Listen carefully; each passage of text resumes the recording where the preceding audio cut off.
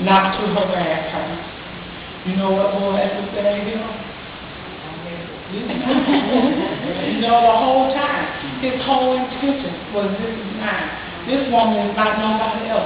And she started out working in the field with the men. And I was telling her, when we were studying this, I kept I said, Boaz knew these men probably were buff. I had a shirt on, looking good. Looking good, sweat going everywhere.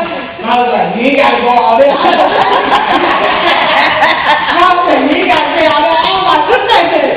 We got to emphasize a little bit.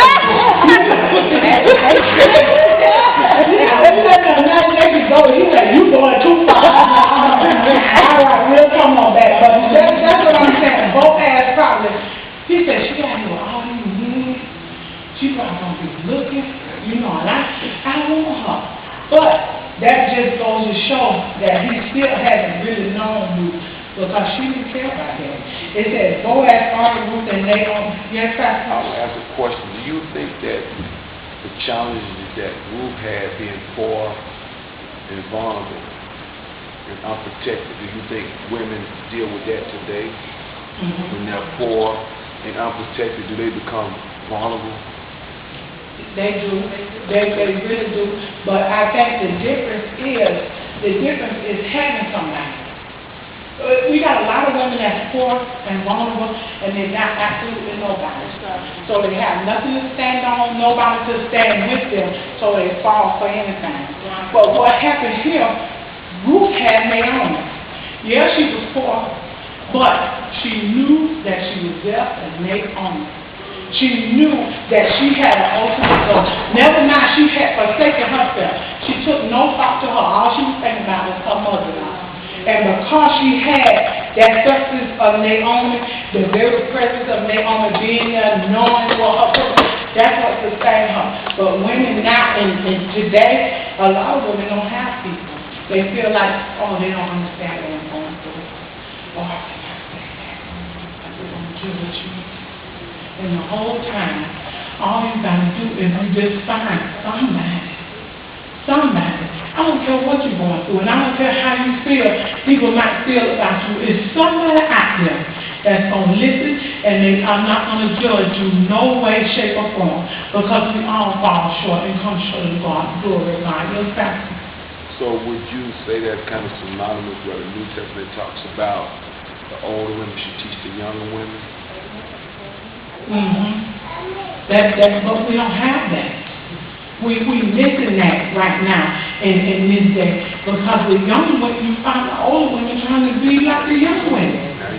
Now we find that's why we miss it. That's why a lot of young women come to church and they straight off because they come in looking and the old ones are doing the same thing the young ones are doing. Where are the older people? Where are the elders that the Lord tell us to run to? Where they at? And here, Ruth, that goes back to Ruth. Ruth had Naomi. But what if there was no Naomi? Ruth would have did just like Orpah. Got gone a long time ago. And that's what happened right now in the church. We, young or old, I don't care about the age. If we women, and we see women coming in here, we need to stand up and gird our loins, plant our feet, and be like, baby, this ain't gonna work. I've been there. Done that, I tried. Not in a way where you condemning her, but you letting her know that I understand where you at, and I'm going to stick here with you until you get it together. Man. Because people need that. Folk need to know, baby, it's okay. You messed up. Come on back. Let's go. People mess up right now, and what we do, we got stepping in there, keep them down. We ain't trying to help nobody else, and all we doing is bite, lashing out on this or lashing out on that. But is that God? Is that God? Yes? Also, too, that's what I was just telling Pastor, but it's not to say but, because it's all in God's plan. Naomi did want Ruth to find a man. She did see that as they way out of poverty. However, I think, too, just even going back to what we were saying, things, the will never change. It doesn't change. It's just a new year. And it shows how we still do the same what we call quote unquote things we did back then. The young people are doing it now, except they've added something to it, but it's still that same old wheel. So the same way how God had Ruth's head to stay focused, and it was about food, and Naomi was like, well, you know, she working hard, but at the same time, she's like, Lord, please send us a man, because that was a vehicle for the way out back then. That was the way of saying, okay, you know what, we're going to be okay. We're going to be okay. So it's just awesome how God put those two together, because if it was Oprah and Naomi, she would have had her shirt off already. She would have been. Something in the field, not the purpose. And that shows you the great focus when we, as young women, just be concentrated on the things of God. See, Ruth was so concentrated on the things of God. That's what. And now you say it was a physical thing. I think it was just even more than that. Because I think, from a man perspective, and I'm married, so I wouldn't know from a single man. But when that woman is doing those, every man, when I talk to men, one thing we say, we want a saved woman. They don't say a church woman.